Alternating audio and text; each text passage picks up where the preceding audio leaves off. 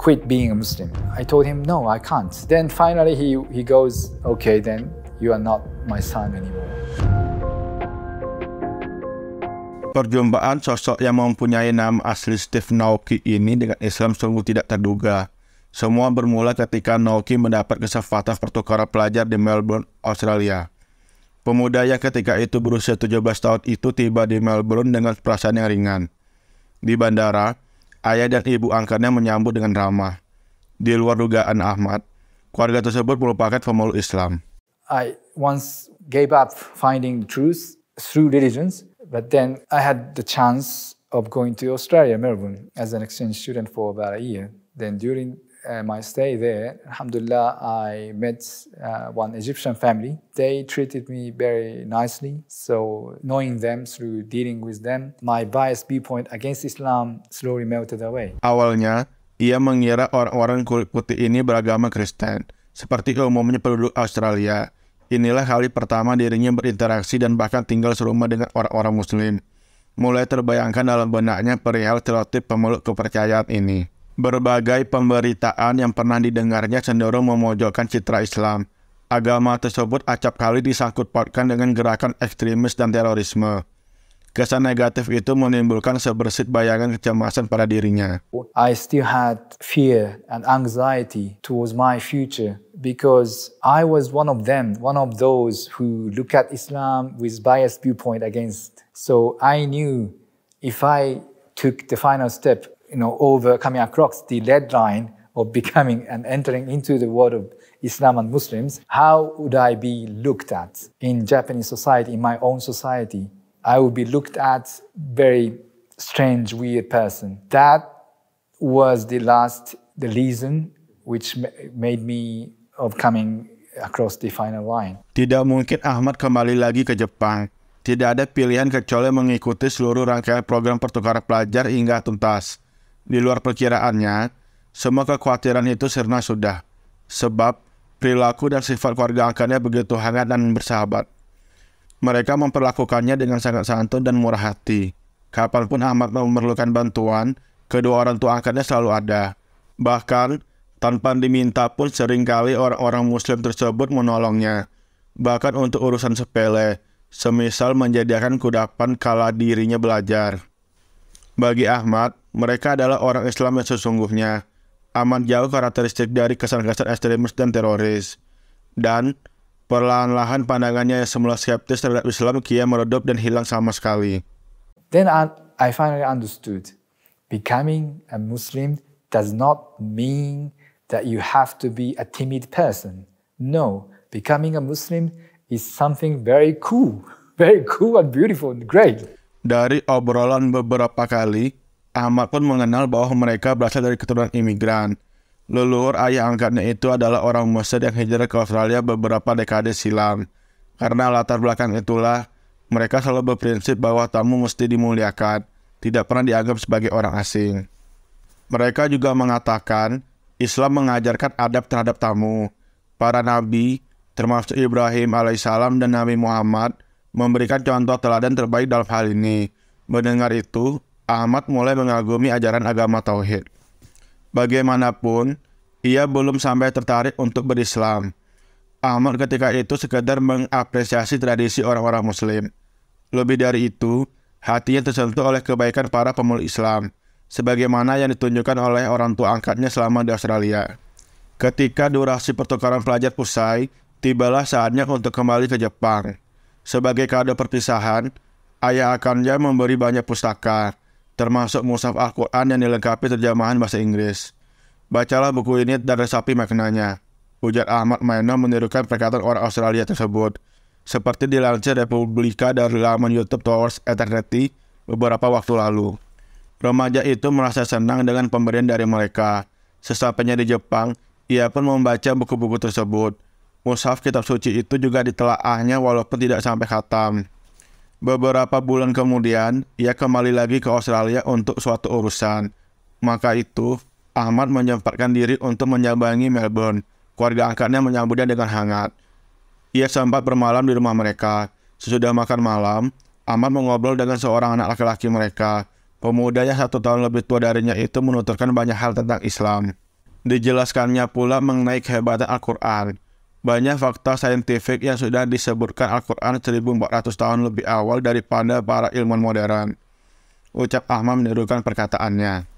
Ketika itu, Ahmad merasa agak jengkel, sebab dirinya seperti diceramai oleh anak muda tersebut. Baginya, siapapun tidak perlu dibujuk untuk mempercayai suatu keyakinan. Setelah lulus dari SMA, Ahmad Maeno melanjutkan pendidikannya ke jenjang perguruan tinggi. Untuk itu, ia mesti merantau keluar kota tempatnya berasal. Selama di perantauan itulah, dirinya mulai sering melakukan kontemplasi. Ahmad merenungi tentang tujuan kehidupan manusia. Semula, ia berharap dapat menemukan jawabannya dari keyakinan agama leluhurnya. Namun, dari sana dirinya merasa tidak mendapatkan kemantapan hati. Pada saat itulah, Ahmad mulai membuka-buka lagi beberapa buku pemberian orang tua angkatnya. Pustaka itu menerangkan perihal ajaran Islam, termasuk yang menjelaskan tentang tujuan kehidupan manusia. Dalam Al-Quran surah Az-Zariyat ayat 56, Allah berfirman yang artinya, "Aku tidak menciptakan jin dan manusia melainkan agar mereka beribadah kepadaku." Cukup lama Ahmad memikirkan makna ayat tersebut, karena belajar secara otodidak, ia kurang mendapat bimbingan mengenai tafsir firman Allah itu. Bagaimanapun, pintu hidayah terbuka untuknya melalui jalan lain. Saat berada di perpustakaan kampus, dirinya mendapati sebuah film tentang Malcolm X. Tokoh perjuangan emansipasi itu berasal dari Amerika Serikat. Seluruh hidupnya didedikasikan untuk mengangkat derajat masyarakat bawah, khususnya dari kalangan etnis kulit gelap. Ahmad menonton film autobiografi mengenai sosok tersebut. Ia amat terkesan oleh perjalanan kehidupan Malcolm X. Ini adalah seorang tokoh yang semula dikenal sebagai berandal, lalu menjadi pejuang hak asasi manusia. Semua itu bermula sejak pahlawan Amerika Serikat itu memeluk Islam. Salah satu adegan yang mengesankan adalah ibadah haji. Dalam kesaksian Malcolm X, ritual tersebut sangat luar biasa. Jutaan orang berkumpul di satu titik yang sama. Mereka datang dari berbagai negeri. Mereka terdiri atas beragam kelompok etnis. Di Masjidil Haram, setiap insan itu tampil setara dan apa adanya. Semua sama-sama merupakan hamba Allah yang mengharapkan ridhonya. Kemudian, Ahmad pun menyaksikan video tentang haji. Dan emang terasa betul kesan yang direkam Malcolm X itu. Begitu banyak orang berkumpul. Mereka semua berada di sana hanya untuk beribadah kepada Tuhan. Sungguh pemandangan yang menakjubkan, ucapnya. But then watching the film of Malcolm X gave me the last push, encouraged me, alhamdulillah. Because as Malcolm X lived his previous life as gangster and committing all kinds of sins or whatever, then seeing how beautifully, how greatly he changed himself, his life, into the life of someone like Saint, very straightforward person. And also seeing at the scenery of the Hajj, when he made a pilgrimage to Mecca, which astonished himself. So many people gathered in many places for the purpose of watching soccer or dancing or the concerts, for the purpose of having fun. But people here, gathering here, so many people are gathering for the sake of worshiping one God. Beberapa pekan sesudah itu, hati Ahmad kian mantap untuk memeluk Islam. Akhirnya, dalam usia 18 tahun dirinya menjadi seorang muslim. Ikrar syahadat dilafalkannya dengan bimbingan seorang pemuka agama di sebuah masjid di dekat kampusnya. Sejak menjadi mukmin, ia pun memilih nama baru, yakni Ahmad. Itulah nama yang lebih suka dipakainya, alih-alih nama lamanya, Steve Noki. Keputusannya untuk memeluk Islam bukan tanpa tantangan. Tekanan terbesar datang dari ayah kandungnya. Bapaknya itu murka begitu mendengar kabar keislaman dirinya. Bahkan, Ahmad tidak sekedar dimarahin, tetapi juga tidak lagi dianggap anak.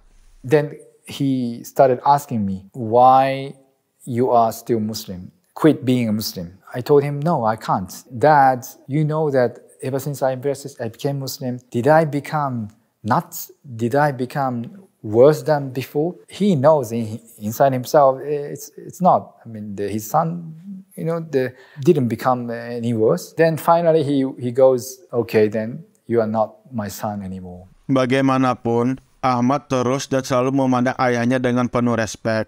Dengan sekuat tenaga, Dirinya mengamalkan ajaran Islam mengenai adab seorang anak terhadap kedua orang tua. Selama sang ayah tidak memaksakan untuk murtad, ia menaati dengan hormat dan kasih sayang. Kini, Ahmad telah lebih dari 25 tahun berkecimpung di dunia dakwah. Sejak menjadi muslim, dirinya banting setir dalam dunia akademik, yakni berfokus pada studi keislaman. Malahan, ia pernah meraih beasiswa untuk studi ke Damaskus, Suriah, dan Manidah, Arab Saudi. Selama di Asia Barat, Ahmad konsisten mempelajari berbagai ilmu agama. Akhirnya, ia memperoleh sanad sehingga dipandang layak untuk menjadi pendakwah. Begitu kembali ke tanah airnya, lelaki berkacamata itu mengisi posisi sebagai imam masjid setempat. Dalam kesibukannya melakukan syiar Islam di negeri Sakura, penyuka genre musik nasyid itu beberapa kali diundang untuk mengisi agenda di berbagai negara. Pada 2018 lalu, Syekh Ahmad Maino sempat menghadiri konferensi tarekat di Jawa Tengah. Menurut dia, masyarakat Muslim Indonesia dapat menjadi contoh bagi umat Islam di berbagai belahan dunia. Saya begitu takjub dengan kuatnya silaturahmi orang-orang Indonesia, katanya.